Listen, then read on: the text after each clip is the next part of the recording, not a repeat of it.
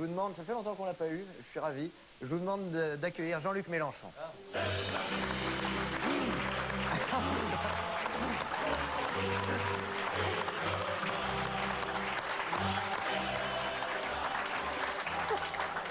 Deschamps, président! Deschamps, président! Ça, c'est un type. Pas peur de leur botter le cul, 11 milliardaires en short.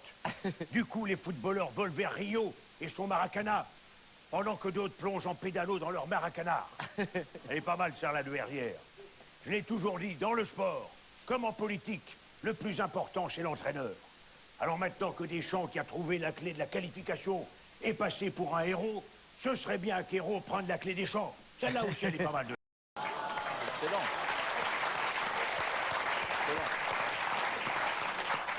Le problème, mes amis, c'est que Jean-Marc Ayrault, il est comme les ceintures dans les avions. Il est rassurant, mais il ne sert à rien. À votre avis, qu'est-ce que François Hollande attend pour changer de Premier ministre? D'en trouver un pire. Mais c'est pas facile, il paraît que dans un cirque à Bordeaux, il y a un lama qui est plus populaire que lui. Alors c'est quoi le mieux? Je pose la question. Un lama qui crache fort ou un Premier ministre qui pisse pas loin? Eh bien le mieux, c'est un pitbull qui attaque aux couilles. Quelqu'un qui en a dans le slip, un mastard, un couillu avec la bave aux lèvres. Voilà ce qu'il faut. Vous voulez parler, j'imagine, de Manuel Valls? Ben non. Lui, à chaque fois qu'il te roule une pelle, il te vaccine de la rage. Je veux parler d'un homme de gauche. Un vrai, un tatoué. Martine Aubry? Oh, mais vous le faites exprès ou quoi? Un bon gars qui a pas sa langue dans sa... Un qui ose tout. C'est d'ailleurs comme ça qu'on les reconnaît, mon vieux. Michel Audiard appelait ça un con. Restez poli, misérable journaliste à particules. Toujours une petite pour moi. Moi, je vous parle d'un rouge, d'un vrai. Ouvrez les yeux, nom de Dieu. Ah, j'ai trouvé Didier Porte. Hein? Mais lui, c'est pas possible, il est comme Sarkozy, toujours mal rasé. Oui, c'est ça, allez-y, faites l'idée de Verdière, ça vous va bien. Et parlez-moi de Sarkozy en plus, pour m'énerver davantage. Alors au lieu de vous occuper de la barbe de Sarkozy, vous feriez mieux de dire à Hollande d'arrêter de jouer au rasoir Gillette avec Jean-Marc Ayrault.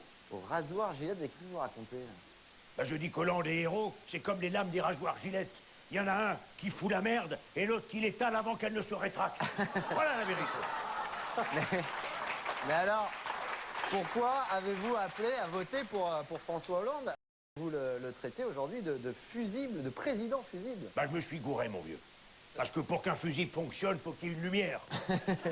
Voilà pourquoi, mes amis, j'appelle à une grande marche pour la Révolution. Et vous savez bien que pour qu'une manifestation soit porteuse, monsieur Mélenchon, il faut des soutiens. Vous n'avez pas peur d'être isolé?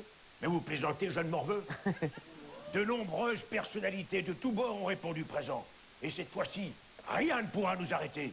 Cette manifestation, mes amis, aura lieu le 24 décembre. Et le plan des batailles, monsieur de Bérénière, est déjà planifié. Écoutez bien, à 10h48, Bertrand Delanoë, déguisé en homme grenouille, conduira la troupe des sapeurs-pompiers de Paris pour remonter en sous-marin les rives de la Seine et nous pourrons suivre leur déplacement car chacun devra exhiber son périscope.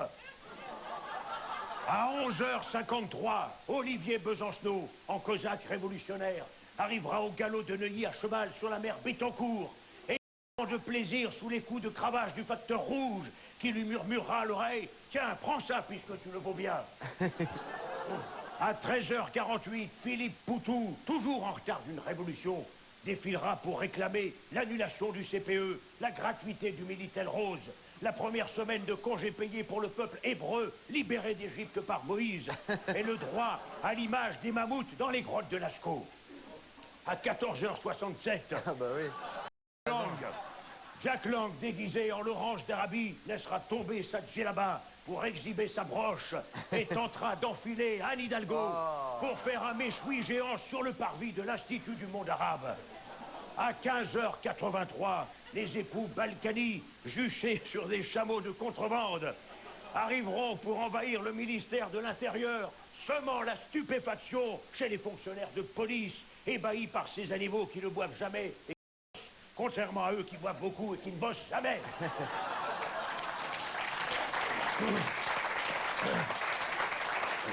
Et enfin, mes amis, à 18h64, Dominique Strauss-Kahn surgira de l'avenue Parmentier pour envoyer la purée. Et pour c'est mettre... chic. Et pour mettre... Ah, c'est glamour. Et pour mettre... Ta gueule. Et pour mettre un terme... Pour mettre un terme définitif à cette joyeuse mascarade qui consiste à s'offrir des cadeaux le soir du 24 décembre pour la plus grande joie de richissimes fabricants de jouets peu scrupuleux qui profitent de système, nous nous disperserons à minuit pile, ce qui permettra au CRS d'être dans la confusion la plus totale au moment de la charge finale et d'anéantir tous les bonnets rouges qu'ils croiseront sur leur route, c'est-à-dire d'exterminer tous les Pères Noël. Voilà.